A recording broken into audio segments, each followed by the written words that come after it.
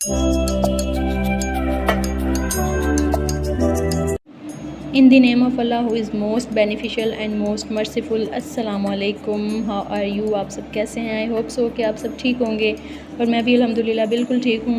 मेरा नाम मैरी ख़ान है और ये मेरा चैनल है टू बी अ बायोलॉजिस्ट। अब ये चैनल जो है वो उन स्टूडेंट्स के लिए है जो बायोलॉजी को थोड़ा सा डिफ़िकल्ट समझते हैं, जिनको डिफरेंट टॉपिक्स की समझ नहीं आती। तो इंशाल्लाह हम वो सारे टॉपिक्स जो है वो इस वीडियोस बना के इस चैनल पे इंशाल्लाह दिखाएंगे आपको। और अगर आपको कोई ऐसा टॉपिक नज़र आता है कि जो आपको समझ नहीं आता और आप चाहते हैं कि वो मैं आपको समझा दूं, तो आप मुझे कमेंट सेक्शन में बता सकते हैं। मैं इंशाल्लाह पूरी कोशिश करूंगी कि आपको जो है वो प्रॉपर गाइड कर सकूं और इन्फॉर्मेशन दे सकूं, जो भी मेरे पास इल्म है वो आप तक कन्वे कर सकूं। और आज जो है वो मेरी फ़र्स्ट वीडियो है, तो इंशाल्लाह आप सबकी दुआओं की ज़रूरत है। दुआ में याद रखिएगा और वीडियो स्टार्ट करने से पहले लाइक करें, सब्सक्राइब करें और दुआ में लाजमी याद रखिएगा। आज जो हम टॉपिक स्टार्ट करने जा रहे हैं वो हमने बायोलॉजी की बुक से चूज़ किया है। सेकंड ईयर की बुक है ये और ये फेडरल बोर्ड की बुक है। अब ये बुक मैंने इसलिए चूज़ की है क्योंकि इसमें बहुत ही ज़्यादा जो है ना वो हेडिंग्स के साथ और प्रॉपर एक्सप्लेन किया जाता है चीज़ों को। तो पंजाब बोर्ड वाले भी, क्योंकि टॉपिक्स जो है वो सेम होते हैं, तो पंजाब बोर्ड वाले भी इस बुक को रेफ़र कर सकते हैं। अगर आपने रेफ़र नहीं करना तो आप ये लेक्चर सुन सकते हैं, तो इंशाल्लाह आपको बहुत हेल्प मिलेगी। सारे आपके जो है वो पॉइंट्स जो है वो इंशाल्लाह ज़रूर क्लियर होंगे। तो स्टार्ट करते हैं अपनी वीडियो को। तो आज जो हम टॉपिक स्टार्ट करने जा रहे हैं वो है रेस्पिरेशन ऑफ मैन, यानी कि रेस्पिरेटरी सिस्टम ऑफ मैन कह सकते हैं आप इसे, ब्रीदिंग सिस्टम इन मैन कह सकते हैं। तो जिस भी नेम से आप ये करना चाहें, इसमें कोई भी प्रॉब्लम नहीं है।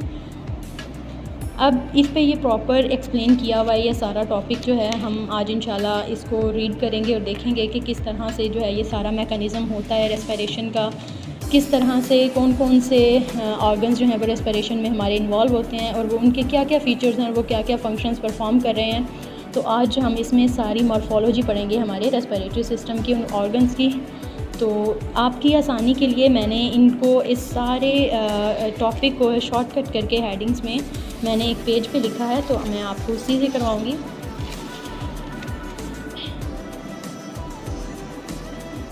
ये है हमारा टॉपिक रेस्पिरेशन इन मैन।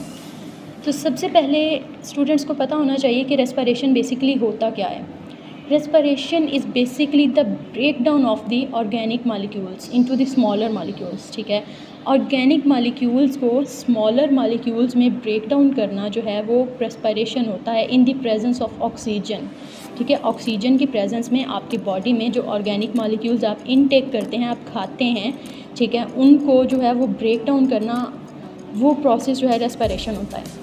अब दूसरी जो रेस्पिरेशन की डेफिनेशन आती है हमारे पास, वो होता है कि हम इनटेक करते हैं, इनहेल करते हैं ऑक्सीजन को और एक्सहेल करते हैं कार्बन डाइऑक्साइड को। ये प्रोसेस भी रेस्पिरेशन में आता है। अब ये दो टाइप्स हैं इसकी, एक्सटर्नल रेस्पिरेशन और इंटरनल रेस्पिरेशन।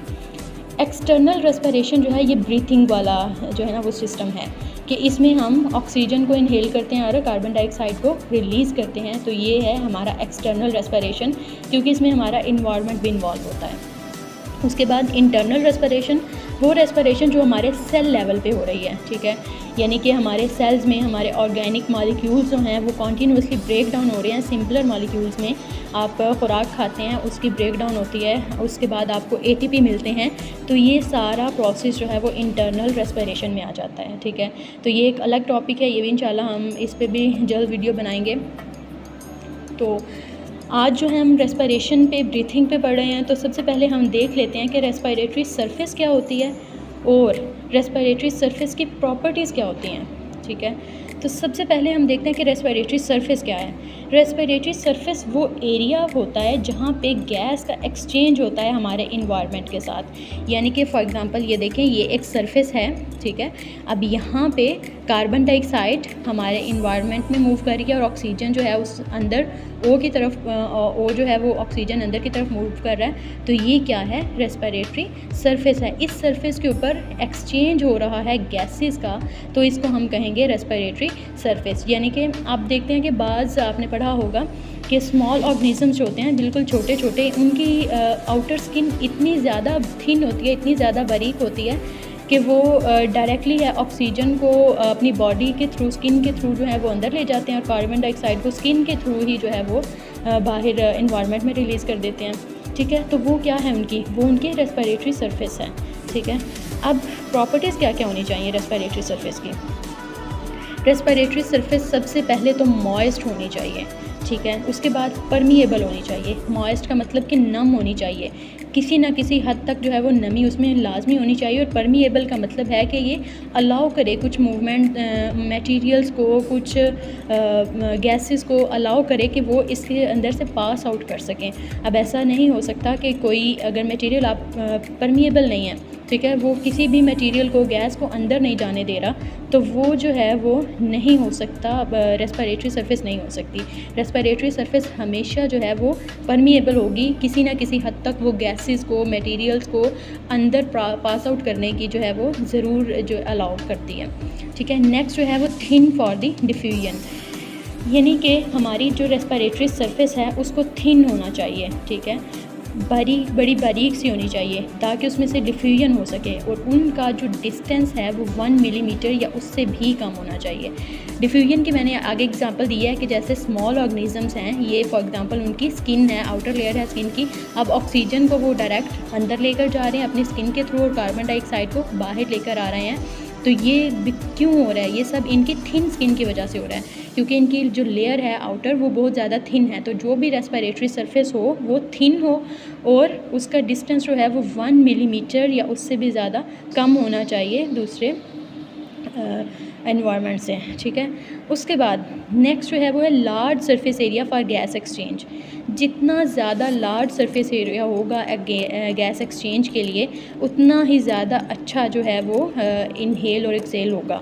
ठीक है, लेकिन किसी भी काम के लिए जब हमें ज़्यादा जगह प्रोवाइड की जाती है तो हम वो अच्छे से कर सकते हैं। ठीक है, तो जितना ज़्यादा लार्ज सरफेस एरिया होगा गैस के लिए, उतना ही हम ज़्यादा अच्छे से गैस को एक्सचेंज कर सकते हैं। नेक्स्ट है गुड ब्लड सप्लाई। जो भी रेस्पिरेटरी सरफेस होगी उस पर ब्लड सप्लाई बड़ा अच्छा होना चाहिए।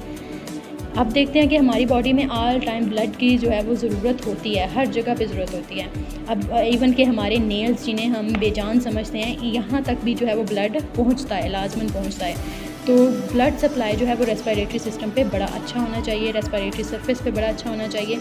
उसके बाद गुड वेंटिलेशन मैकेनिज़्म, के वेंटिलेशन मैकेनिज़्म जो एयर का एक्सचेंज का मैकेनिज़्म है वो बड़ा अच्छा हो। ठीक है, उसके बाद हम नेक्स्ट मूव करते हैं अपने मेन टॉपिक पे कि रेस्पिरेशन जो है वो किस तरह से हो रही है। ये देखें जी, मैंने आपके लिए डायग्राम भी बना दी है।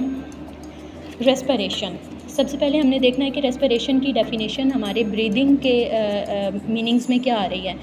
तो वो कह रहे हैं कि body system which is responsible for the exchange of gases between the body fluid and outer environment. ठीक है, यानी कि हमारे इन्वायरमेंट और हमारे बॉडी फ्लूइड्स के दरमियान में जो गैसेस का एक्सचेंज हो रहा है उसको हम रेस्पिरेटरी सिस्टम कहेंगे। अब हमारा बॉडी फ्लूइड क्या है, हमारा बॉडी फ्लूइड एग्जैक्टली ब्लड है। ठीक है, हमारे ब्लड और हमारे इन्वायरमेंट के दरमियान में जो गैसेस का एक्सचेंज हो रहा है उस प्रोसेस को हम कहते हैं रेस्पिरेटरी सिस्टम। ठीक है, आप देखते हैं कि डायरेक्टली हम इनहेल करते हैं तो लंग्स के थ्रू हमारे जो ऑक्सीजन है, जो हवा है, वो हमारे पूरे ब्लड में सेपरेट कर जाती है। ठीक है, फैल जाती है और हर कोने तक पहुंच जाती है। तो ये सारा प्रोसेस जो है वो रेस्पिरेशन का है। अब इसके नीचे ये मैंने डायग्राम बनाई है, आपको इससे इंशाल्लाह बहुत अच्छे से समझ आएगा। सबसे पहले हम जनरल सा ओवरव्यू लेते हैं ना, कि आप खुद प्रैक्टिकली भी देखेंगे कि आपको समझ आएगा कि हवा जो है वो किस तरह से मूव करती है और किस किस तरह से आगे पार्ट्स तक पहुँचती है। अच्छा, एक क्वेश्चन आता है कि अगर हवा में सारी की सारी गैसेस मौजूद होती हैं तो क्यों सिर्फ ऑक्सीजन ही हम अंदर लेकर जाते हैं। तो लेकिन ऐसा बिल्कुल नहीं होता, सिर्फ हम ऑक्सीजन अंदर नहीं लेकर जाते, ऑक्सीजन के साथ हम दूसरी गैसेस को भी अंदर लेकर जाते हैं। लेकिन क्या होता है कि वो दूसरी गैसेस जो हैं वो हमारी बॉडी से आउट कर दी जाती हैं कार्बन डाइऑक्साइड के साथ, और ऑक्सीजन जो होती है वो हमारी बॉडी के हर पार्ट तक पहुँचा दी जाती है। ठीक है, अब this is the first part that we use in our respiration, that is nose. Nose को हम जो है वो फर्स्ट यूज़ करते हैं। आप देखें कि आपके नोज़ है, आप नोज़ के थ्रू ऑक्सीजन को, हवा को अंदर लेकर जा रहे हैं। ठीक है, देन नोज़ से जब वो एंटर होगी उसके बाद वो आती है फेरिंग्स में। ठीक है। फेरिंग्स के बाद वो मूव होती हुई आती है ये लेरिंग्स, ट्रैकिया, ट्रैकिया के बाद ब्रोंकाई, ब्रोंकिया के बाद देन लंग्स में, ठीक है। अब ये सारा सिस्टम हम पढ़ लेते हैं कि किस किस स्टेप से ये जो है ना वो हो रहा है। अब देखें, हमारा नोज़ जो होता है, नेज़ल कैविटी, और हमारा फेरिंग्स, इसको जो है हम अपर रेस्पिरेटरी ट्रैक्ट कहते हैं, ठीक है। दो चीज़ें हैं, नोज़ एंड फेरिंग्स। फेरिंग्स को हम दूसरे अल्फाज में थ्रॉट भी कह सकते हैं, गला हमारा कहते हैं। तो इन दोनों पार्ट्स को हम अपर रेस्पिरेटरी ट्रैक्ट में रखते हैं, और जो लोअर रेस्पिरेटरी ट्रैक्ट है इसमें फिर काफ़ी सारी चीज़ें आ जाती हैं। इसमें लेरिंग्स आ जाती है, ट्रैकिया आ जाती है, ब्रोंकाई आ जाते हैं, ब्रोंक्यूल्स आ जाते हैं, लंग्स आ जाते हैं, एल्वियोलाई आ जाते हैं, और डायाफ्राम आ जाता है, ठीक है। तो बाकी ये जो सारा नीचे वाला मैकेनिज़्म है इसको हम लोअर रेस्पिरेटरी ट्रैक्ट में रखते हैं, और ऊपर वाले को अपर रेस्पिरेटरी ट्रैक्ट। तो अपर रेस्पिरेटरी ट्रैक्ट से शुरू करते हैं।